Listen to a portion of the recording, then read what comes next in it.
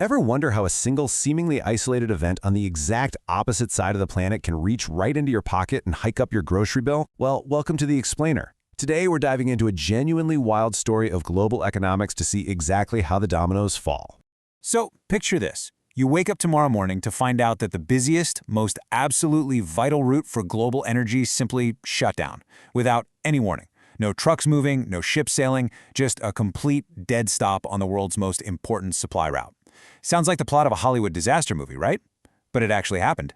That is exactly what went down in early 2026, when the Strait of Hormuz was completely blocked off because of a massive geopolitical conflict.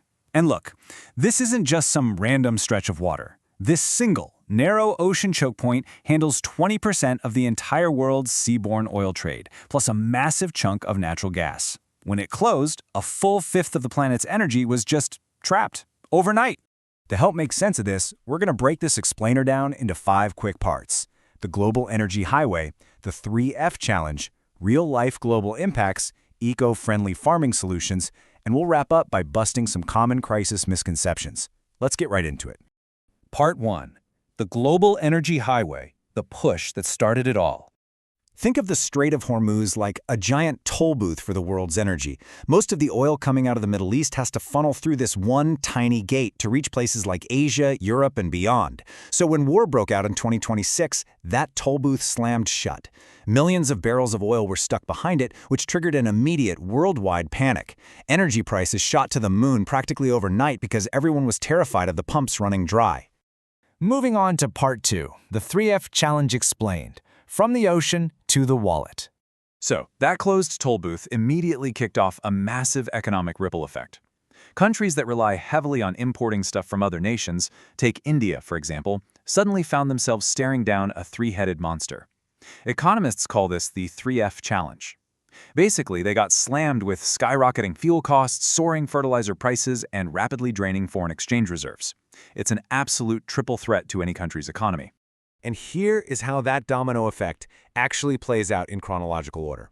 Step 1, the strait closes. Step 2, that sudden lack of supply makes global oil and gas incredibly expensive. Step 3, because energy is so expensive, transporting goods and manufacturing chemical fertilizers becomes super costly, which leads us to Step 4. Those high costs get passed on to the farmer and ultimately straight to you at the supermarket checkout. Your groceries get way more expensive simply because the fertilizer used to grow them doubled in price. It's crazy. Now you might be scratching your head about that third F, foreign exchange, or Forex as people usually call it. To understand it, just think of Forex as a country's emergency piggy bank. But instead of local currency, it's filled with foreign money, mostly US dollars. Countries dip into this account to buy essential things from the rest of the world, like oil or medicine. Now here's the catch. Because global oil is pretty much exclusively bought and sold using US dollars, having to suddenly pay for super expensive fuel just drains a nation's savings account dry. And when a country's pile of dollars shrinks, their own local money loses its value. That means literally everything else they buy from other countries suddenly costs even more. It is a vicious, terrible cycle of inflation. All right, Part 3. Real-life global impacts, how the dominoes fall worldwide. Let's step away from the high-level macroeconomics for a second and bring this down to street level because this event affected everyday people everywhere. In the United States, folks felt massive pain at the gas pump when prices spiked well over $1 a gallon. In Kenya, bus rides jumped in price by 25%. In Bangladesh, they actually had to enforce power-saving curfews, literally forcing shopping malls to shut down by 7 p.m. just to save electricity. And if you tried to take a flight anywhere, airlines started jacking up fees for checked bags just to cover a massive 95% spike in jet fuel costs. Have you felt that pinch lately? The big takeaway here is that if you've been wondering why your daily life, your regular grocery haul, or your vacation plans suddenly got so incredibly expensive, you now know the root cause. All of it leads directly back to that one single blocked waterway. Let's move on to Part 4. Eco-friendly farming solutions, stopping the dominoes. Here's where we actually get some good news. Humanity is incredibly adaptable, and countries have started leaning into some brilliant eco-friendly ways to stop these dominoes from falling, especially when it comes to protecting our food supply. Enter biostimulants. These are amazing, natural, ocean-based alternatives. We're talking things like seaweed extracts. So instead of relying on crazy expensive chemical fertilizers made from imported fossil fuels, farmers are using these natural substances to stimulate plant growth and make crops way more resilient. It's essentially like a daily multivitamin for plants, sourced straight out of the ocean. Because of this crisis, we are seeing a major shift. The old way relies heavily on chemical fertilizers that are entirely tied to global gas prices, which harms soil over time and costs governments billions in subsidies. The new way? It uses natural processes. Take India's PM Pranam scheme, for instance. Under this innovative program, the government is literally paying states half of their subsidy savings if they agree to ditch the expensive, soil-harming chemicals and switch to sustainable natural solutions like biostimulants. It's a massive win-win for both the economy and the earth. Finally, Part 5, Common Crisis Misconceptions, Separating Fact from Fiction. Before we wrap up, we absolutely need to clear the air on a few major myths that always seem to confuse people in the news. Here's a really big one.